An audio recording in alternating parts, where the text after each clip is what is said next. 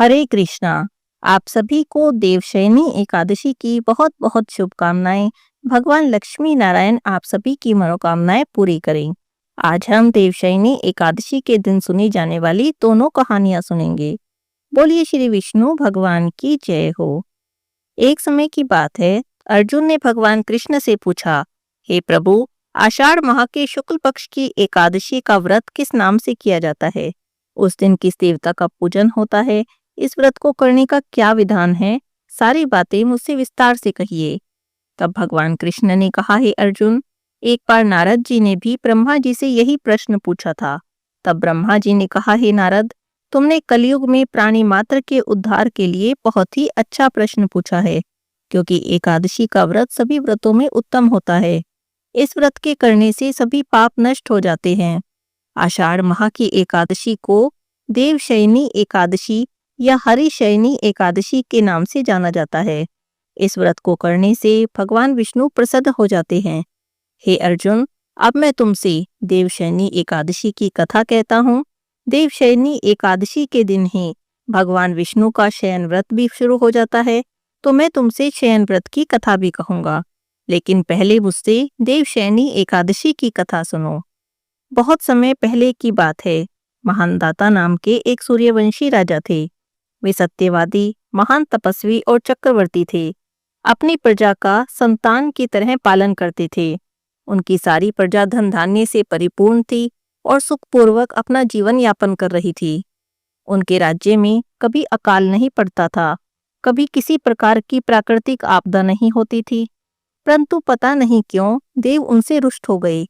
ना मालूम राजा से क्या भूल हो गई कि उनके राज्य में भयंकर अकाल पड़ गया और प्रजा अन्न के अभाव में बहुत दुखी रहने लगी। राज्य में यज्ञ होने बंद हो गए। अकाल से पीड़ित प्रजा एक दिन बहुत दुखी होकर राजा के समक्ष जाकर प्रार्थना करने लगी, हे राजन, समस्त संसार की सृष्टि का मुख्य आधार वर्षा है।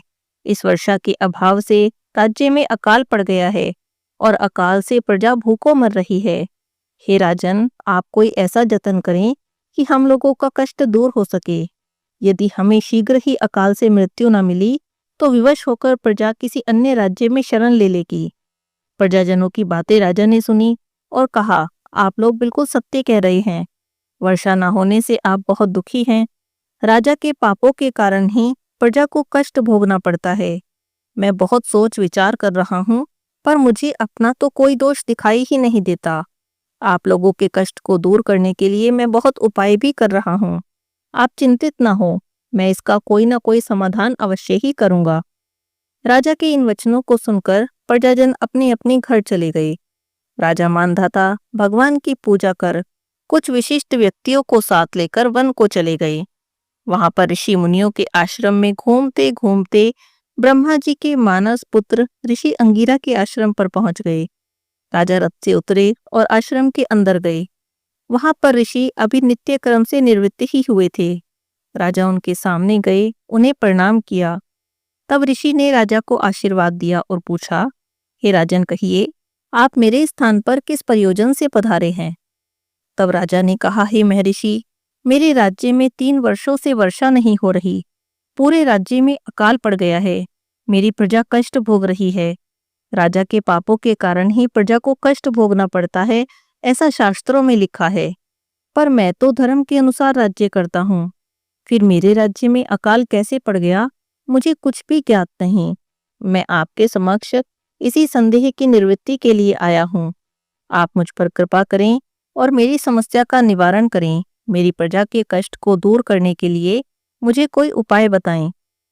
सारी बातें सुनकर ऋषि ने कहा, हे राजन, इस सतयुग में धर्म के चारों चरण सम्मिलित हैं। यह युग सभी युगों में उत्तम है। इस युग में केवल ब्राह्मणों को ही तप करने का और वेद पढ़ने का अधिकार है। लेकिन आपके राज्य में एक पापी व्यक्ति भी तप कर रहा है। इसी दोष के कारण आपके राज्य में वर्षा नहीं हो रही।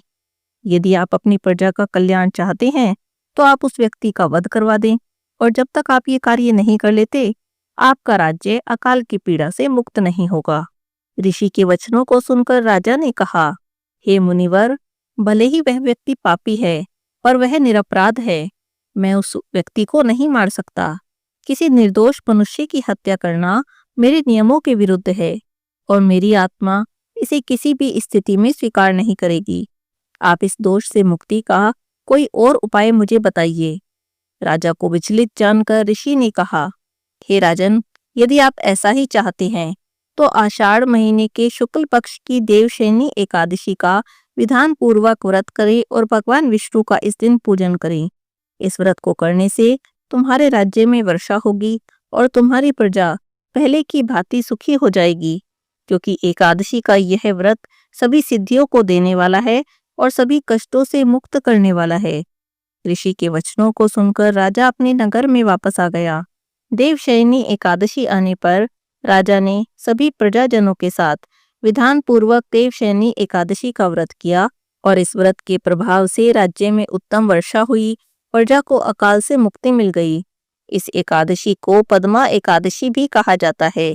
इस एकादशी का व्रत करने से भगवान विष्णु प्रसन्न होते हैं और मोक्ष की इच्छा रखने वाले मनुष्य को इस एकादशी का व्रत अवश्य ही करना चाहिए।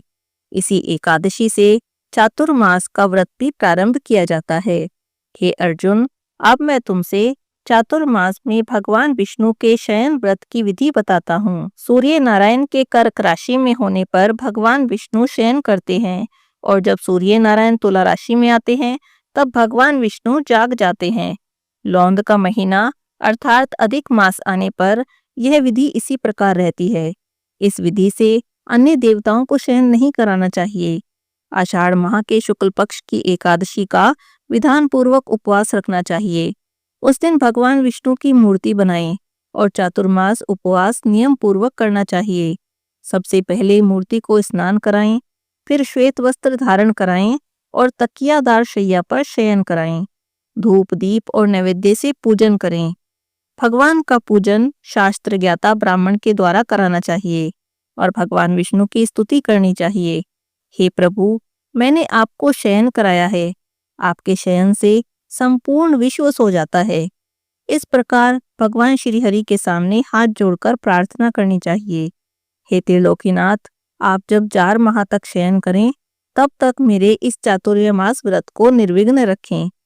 भगवान विष्णु की स्तुति करने के बाद शुद्ध भाव से मनुष्य को दातुन आदि के नियम ग्रहण करने चाहिए। भगवान विष्णु के व्रत को आरंभ करने के 5 काल वर्णित किए गए हैं। देवशयनी एकादशी से लेकर देवोत्थान एकादशी तक चातुर्मास उपवास को करना चाहिए। द्वादशी, पूर्णिमा, अष्टमी और संक्रांति को उपवास शुरू करना चाहिए और कार्तिक माह के शुक्ल पक्ष की द्वादशी को समाप्त कर देना चाहिए। इस उपवास के करने से प्राणी के सभी पाप नष्ट हो जाते हैं। जो भी मनुष्य इस उपवास को प्रतिवर्ष करते हैं वह सूर्य नारायण के समान दैदीप्यमान विमान पर बैठकर विष्णु लोक को जाते हैं। हे अर्जुन, अब इसमें दान का भिन्न भिन्न फल भी जान लो।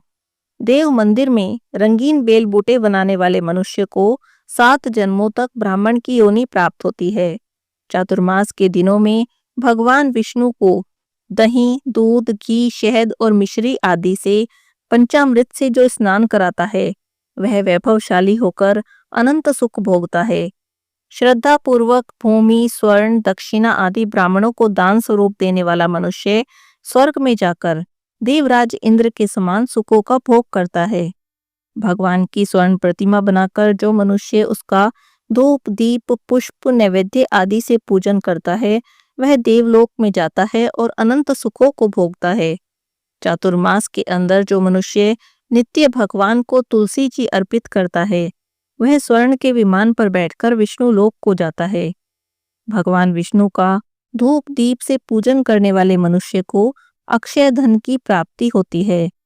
इस एकादशी से लेकर कार्तिक माह तक जो भगवान विष्णु का पूजन करते हैं उन्हें विष्णु लोक की प्राप्ति होती है। जो मनुष्य प्रत्येक चातुर्मास व्रत में संध्या के समय देवताओं और ब्राह्मणों को दीप दान करते हैं, ब्राह्मणों को स्वर्ण के पात्र में वस्त्र दान करते हैं, वह विष्णु लोक में जाते हैं। भक्ति पूर्वक भगवान का चरणामृत ग्रहण करने वाले मनुष्य इस संसार के आवागमन चक्र से मुक्त हो जाते हैं। जो भी मनुष्य भगवान विष्णु के मंदिर में नित्य प्रतिदिन 108 बार गायत्री मंत्र का जाप करते हैं वे कभी पापों में लिप्त नहीं होते।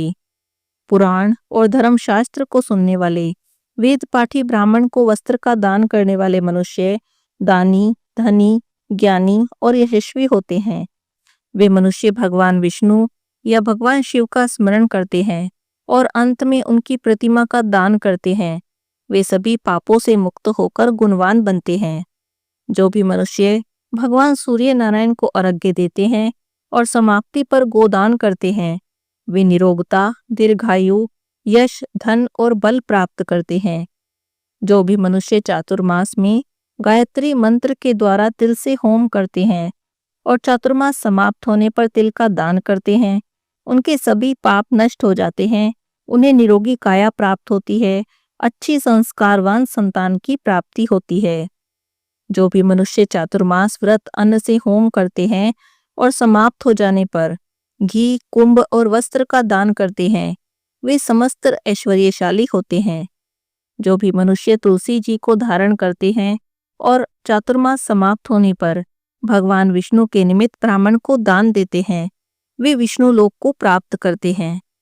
चातुर्मास उपवास में जो भी मनुष्य भगवान विष्णु के शयन के बाद उनके मस्तक पर नित्य प्रतिदिन दूध चढ़ाते हैं और अंत में स्वर्ण की दुर्वा का दान करते हैं और दान देते समय जो इस प्रकार कहते हैं, हे दुर्वे, जिस भांति इस पृथ्वी पर शाखाओं सहित फैली हुई हो, उसी प्रकार मुझे भी अजर और अमर संतानें दो।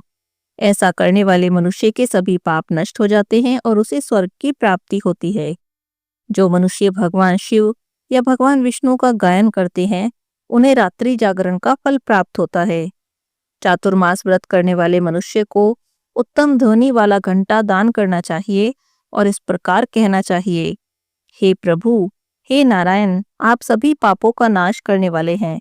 मेरे ना करने योग्य कार्यों को करने से जो पाप उत्पन्न हुए हैं, आप मुझ पर कृपा करें और उन्हें नष्ट कर दें। जो भी मनुष्य चातुर्मास उपवास के अंदर नित्य प्रतिदिन ब्राह्मणों का चरणामृत पान करते हैं, वे सभी पापों और कष्टों से मुक्त हो जाते हैं, दीर्घायु होकर धनवान बनते हैं। चातुर्मास में प्रजापातीय और चंद्रायन व्रत पद्धति का पालन किया जाता है। प्रजापत्य व्रत को 12 दिवस में पूर्ण करते हैं। व्रत आरंभ करने से पहले 3 दिन 12 ग्रास भोजन प्रतिदिन करते हैं। उसके बाद आगामी 3 दिनों तक प्रतिदिन 26 ग्रास भोजन लेते हैं। उसके आगे के 3 दिनों तक 28 ग्रास भोजन लिया जाता है और शेष बचे 3 दिन निराहार रहा जाता है। इस प्रकार व्रत करने से इच्छित मनोकामना पूर्ण होती है। व्रत करने वाला साधक प्रजापत्य व्रत करते हुए चातुर्मास के हेतु उपयुक्त सभी धार्मिक कृत्य, पूजा, जप, तप, दान, शास्त्रों का पठन पाठन और कीर्तन आदि निरंतर करता रहे। हे अर्जुन, इसी प्रकार चंद्रायन व्रत भी किया जाता है। अब इस व्रत का भी विधान सुनो। यह व्रत पूरे माह तक किया जाता है। पापों की मुक्ति के लिए किया जाने वाला यह व्रत घटता और बढ़ता रहता है। इसमें अमावस्या को 1 ग्रास, प्रतिपदा को 2 ग्रास, द्वितीया को 3 ग्रास भोजन लेते हुए पूर्णिमा के पूर्व 14 ग्रास और पूर्णिमा को 15 ग्रास भोजन करना चाहिए। उसके बाद पूर्णिमा के उपरांत 14, 13, 12, 11 इस क्रम में भोजन करते हुए भोजन की मात्रा को प्रतिदिन घटाते रहना चाहिए। हे अर्जुन, जो प्रजापत्य और चंद्रायन व्रत करते हैं, उन्हें इस लोक में सभी प्रकार की धन संपत्ति, शारीरिक निरोगता और भगवान की कृपा प्राप्त होती है। इसमें कांसे का पात्र और वस्त्र दान की शास्त्रीय व्यवस्था होती है।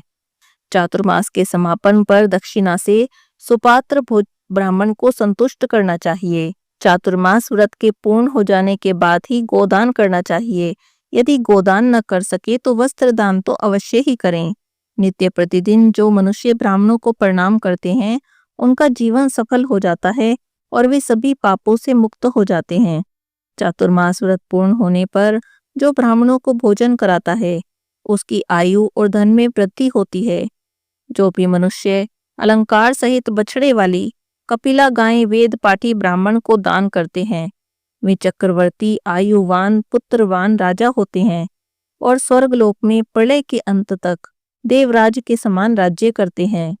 सूर्य भगवान और गणेश भगवान को जो भी मनुष्य नित्य प्रतिदिन प्रणाम करते हैं, उनकी आयु और लक्ष्मी में वृद्धि होती है। यदि गणेश जी प्रसन्न हो जाएं, तो मनोवांछित फल प्रदान करते हैं।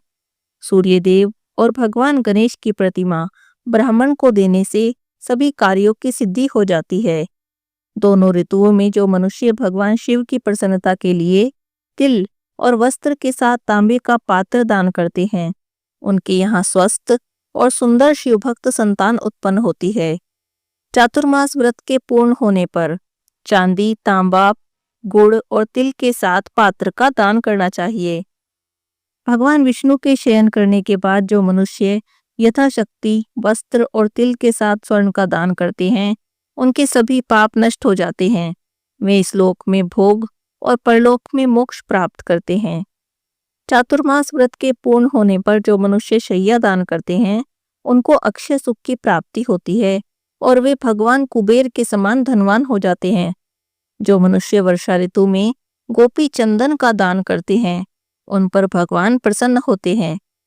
चातुर्मास में एक बार भोजन करने वाला, भूखे को अन्न देने वाला, भूमि पर शयन करने वाला अपने अभिष्ट को प्राप्त करता है। इंद्रिय निग्रह कर चातुर्मास व्रत का अनंत फल प्राप्त किया जाता है। श्रावण के महीने में शाक, भादो महीने में दही, आश्विन महीने में दूध और कार्तिक महीने में दाल का त्याग करने वाला मनुष्य सदा निरोगी रहता है। चातुर्मास व्रत का नियम पूर्वक पालन करने पर ही उद्यापन करना चाहिए। जब प्रभु से शैया त्यागने का अनुरोध करें, तब विशेष पूजा करें। इस अवसर पर विद्वान ब्राह्मण को अपनी क्षमता के अनुसार दान दक्षिणा देकर उन्हें प्रसन्न करें। हे अर्जुन, देवशयनी एकादशी और चातुर्मास का महात्म्य अनंत पुण्य फलदायी है। इस व्रत को करने से सभी रोगों की मुक्ति होती है, भगवान विष्णु के प्रति श्रद्धा बढ़ती है और सभी मनोकामनाएं पूरी हो जाती हैं। बोलिए श्री विष्णु भगवान की जय हो। लक्ष्मी माता की जय हो।